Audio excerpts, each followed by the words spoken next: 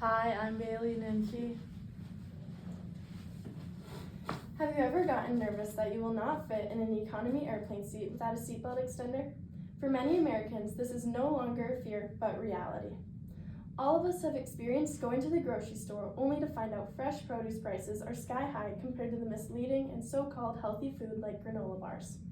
The obesity rates in the US are increasing every year, and I've done extensive research across multiple sources to discover the root cause. The high obesity rates in the United States are due to the food business and its production and marketing of cheap, unhealthy foods.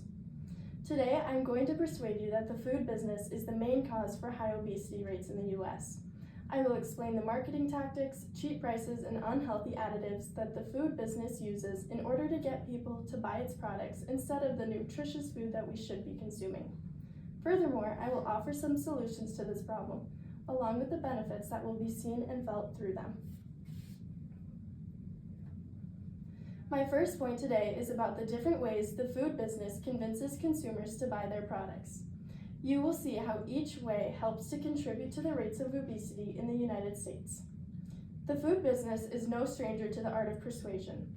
With the use of targeting marketing tactics and by offering goods at low prices, it feels almost impossible to turn down the seemingly nutritious food at bargain prices that the food business presents to us.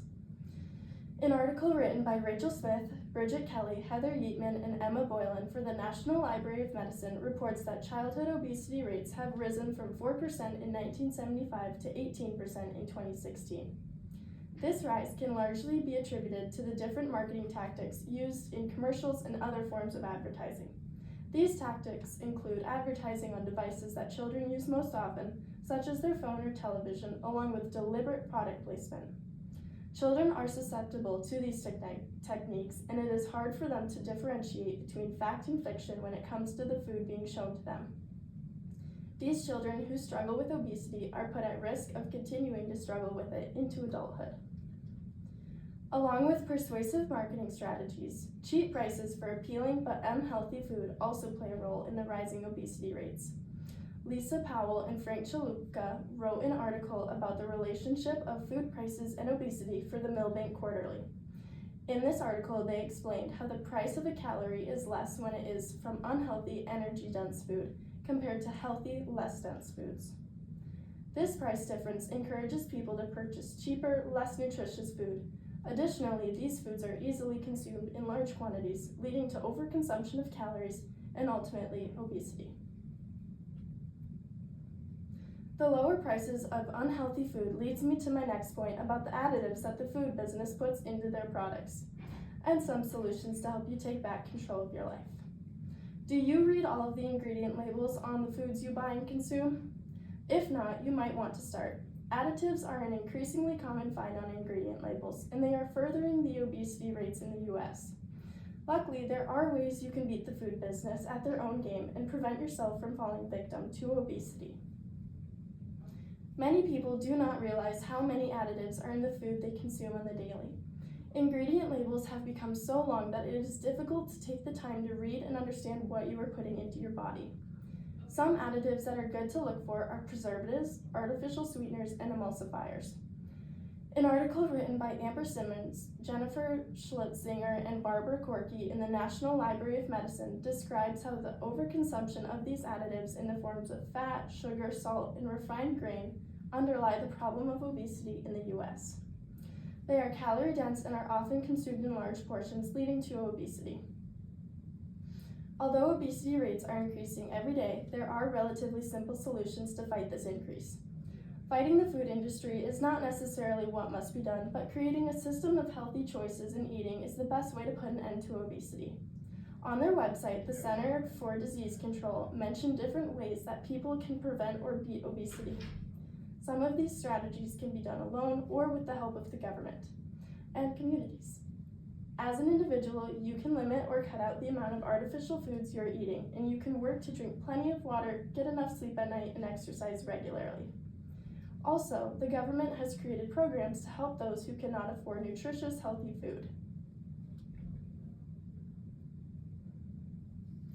Building on these solutions, there are many benefits that can and will be seen when they are implemented. Contrary to what I have been explaining, the food business is not solely responsible for the obesity rates in the United States. With this being said, the solutions I've laid out will not only benefit the large majority of people, but they will also help force the food business to change their ways. According to the CDC, the current obesity rate in the United States is 40.3% for adults. This has increased from 15% in 1970. That means obesity rates have nearly tripled in 50 years.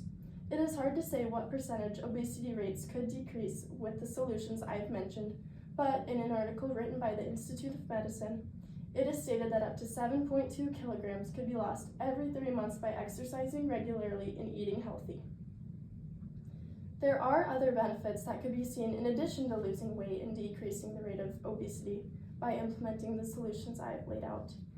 First, people would be more likely to live longer lives, as diseases and other problems that rise from obesity would be prevented.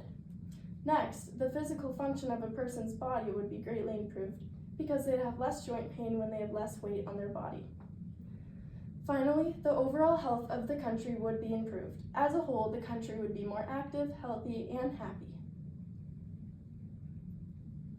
It is easy to see how the responsibility of the increasing obesity rates in the U.S. falls primarily on the food business. With the use of convincing marketing tactics, unhealthy additives, and cheap prices, children and adults in the U.S. are falling victim to the consequences of the food business's damaging actions. But there are simple solutions you can implement into your everyday life in order to take back control from the food business. In the United States, the food business is responsible for the high obesity rates because of its production and marketing of cheap, unhealthy food. This might not seem like a big deal until it personally affects you. The food business cannot be allowed to promote and sell unhealthy, additive-filled foods to us anymore. Use your voice to speak out against the conduct of the food business and use your actions to eliminate the food business's power over you. Thank you for listening.